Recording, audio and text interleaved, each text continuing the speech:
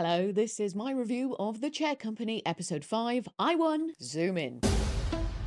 It's not a job anymore. It's complicated. So we pick up right where we left off at the end of Episode 4. Ron and Mike are on their way to confront the CFO of Tekka's parent company, Ken Tucker. It's all so tense and exciting. We're driving fast. Ron is so amped. Are we finally about to get answers? No, of course not. We actually end up in a bar, and Mike's contact, who is the guy we had run into previously, who used to work at Tekka called Steven, thought he'd found Ken Tucker, but had actually just seen a character who could be him in an arcade game called Touchcore in this bar. This is when Ron has the revelation that all the photos of the staff of Red Ball on the website were just photos of models, and that it's actually a shell company. This is another one of those story edging moments I spoke about previously. The audience think, yes, finally, we're onto something. We're going to get our questions answered, just for the rug to be pulled out from underneath you. It's that abrupt tonal shift again. The tension that built up now has nowhere to go. It's a brilliant way to keep you hooked and to keep you wanting more, just like edging. Ron has a bit of a heated discussion with Steven, which does reveal that when Ron had been snooping around what he thought was the Tekka HQ a few episodes ago, and he heard a man scream, that was actually Steven trying to orchestrate a revenge plan on his former boss. Ultimately, this conversation results in Ron doubting everything he had theorized up until this point, so he leaves the bar, but Mike Santini says he's gonna stay because the girls on the Touchcore game are really hot, so he's gonna stay right here and keep playing. Knowing this show, it definitely felt like this wasn't just one of those throwaway moments, and later, when Ron is asleep at home, he wakes up to a text from Santini to say that he won the game, and in the credits of the game, it says that the person who played Humpty Dumpty, which was the Ken Tucker guy, is actually called Oliver Problo. So, okay, they've reeled us back in. Anyway, now Ron, Bob, and Seth are leaving Natalie and Tara's place and are heading home. Ron says to Natalie that he thinks everything he told her in the last episode is just all dead ends, but he has some new ideas. And Seth and Tara have a moment that piques Ron's interest, where Tara says to him, "They're your parents. It's your life too. They'll understand." So something is going on with Seth. We know that Ron caught him drinking earlier in the series, and he is the only one of the three of them who is very vocal about the fact that he likes Tara, even though Bob and Ron don't. So it's possible that Tara has been a pillar of support for Seth and someone he can turn to, so it will be interesting to see what's going on with him. Also, the fake exterminator who Ron hired tells him on the phone that he found a couple of bugs in their house that he had never seen before. And this reminded me that in an earlier episode, a bug went into Ron's phone or came out of Ron's phone. Are these things related? Also, Ron's always keeping his phone in weird places. Like in this episode, it's inside his water bottle. In a different episode, he kept it in a mug during the night. Is this his paranoia? Has he always done this? We then head back to work with Ron, and Douglas is back after his run-in with the fridge. He's still recovering and is using a wheelchair, and now he feels deeply passionate about the mall that the company is building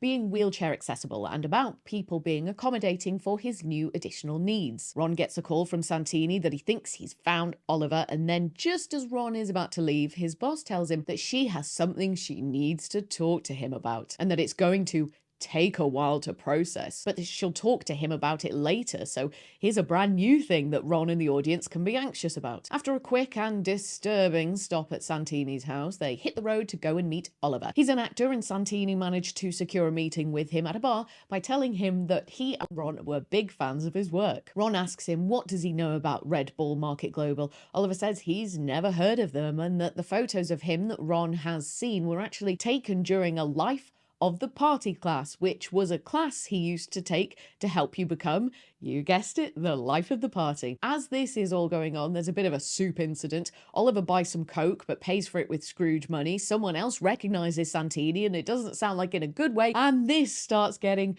real chaotic. They hoof it from the bar, narrowly missing an absolute beating. The three of them then head to Oliver's house, where he has the name of a woman who was at the life of the party class with a photographer taking the pictures. On their way into Oliver's, they pass by a suspicious looking figure who's waiting in a car outside.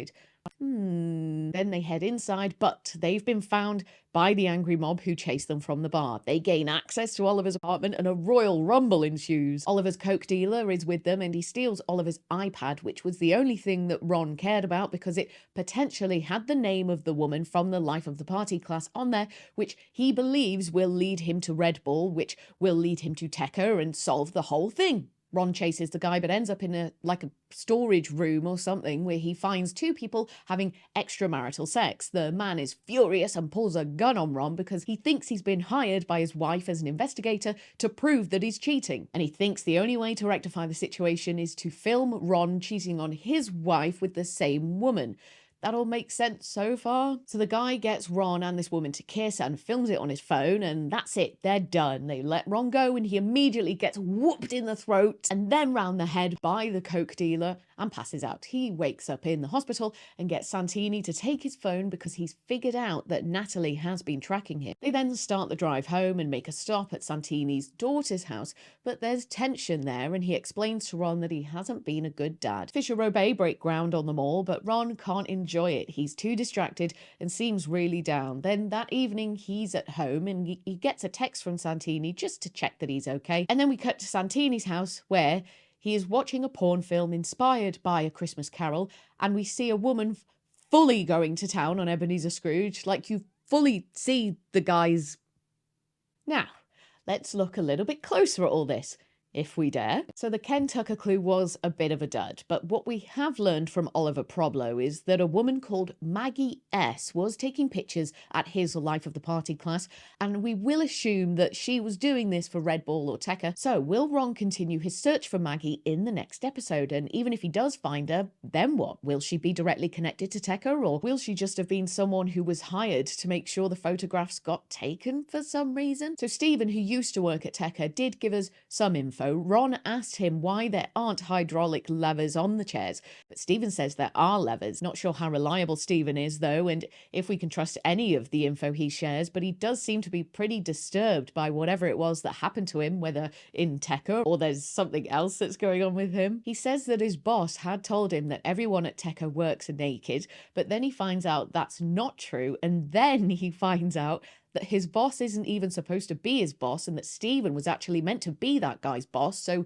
this is either indicative of all the weirdness that's going on at Tekka or Red Bull, or the part of it being a shell company thing, or it's something completely unrelated, or Stephen is just bonkers. What we do get in this episode is more absurd, unpredictable, hilarious scenarios, like the soup sleeve guy, like Ron slapping him in the damaged part of his skull, like whatever weird hellhole Mike Santini lives in. Oh, and there was a save the date card on Santini's fridge, and I did wonder if that was for his daughter's upcoming wedding, but then I paused it because that's just where I'm at with the show now, and it looks like it's from 2018. And maybe this has got something to do with the tension between them. As he's driving Ron back from the hospital, he stops off at his daughter's house and she seems to turn him away at the door. So he's got the save the date, but not the invitation necessarily. So did something happen before the wedding and he didn't end up getting invited? You can see where these sketch-like scenes and scenarios are being included. Like when he ends up in that weird room with the man and woman having sex, that's like its own contained sketch. And as we know, creating these bizarre moments is Tim Robinson's bread and butter. And it's just so funny to see them play out whilst this thriller storyline is going on. We know that there's something more going on with Seth, but I'm not too sure how many, if any, clues we've actually been given to figure out what is going on with him. When he has this moment with Tara in this episode, he thanks her for showing him Frank and Weenie.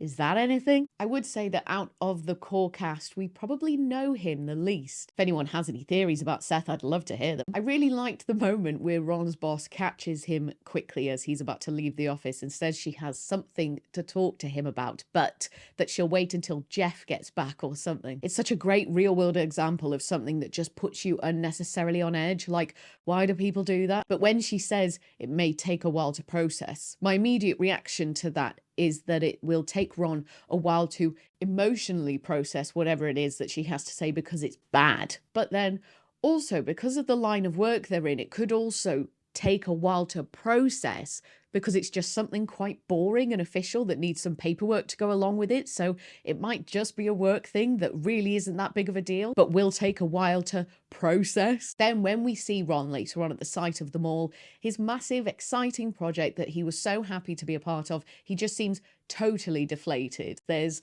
like a controlled explosion and nearly all the staff there are wearing earplugs, but he isn't. He just seems really distant in these moments. He's unable to enjoy or absorb what's happening in front of him, and he's just going through the motions. So Douglas is back at work, who I was suspicious of and still am, but aside from his newfound passion for disability access, he didn't give a great deal away in this episode. So now I'm questioning if he is involved with the messing around with Ron that's going on. And we didn't get a whole lot from Barb or Nancy in this one.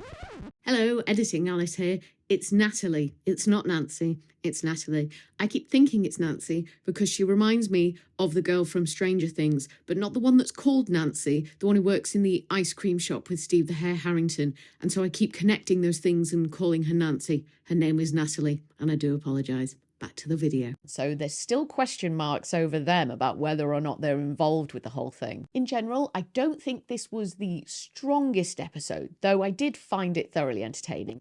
And the end shot of the woman and Ebenezer Scrooge was just absolutely wild. Like, it was a really bold choice, and you've just got to love the balls on these guys to show us something like that. Overall, I do think we have seen some growth from Ron. He seems a bit more in control of his emotions, a bit more in control of his anxiety. I wonder if the previous version of Ron, before all these events took place, would have really hounded his boss to give him that information now, but he just decides in that moment, you know what, I've got more important things to do, and he leaves. And that moment of them breaking ground at the mall, that has to be significant, otherwise why would they show us that? And then his colleague sort of holds on to her necklace.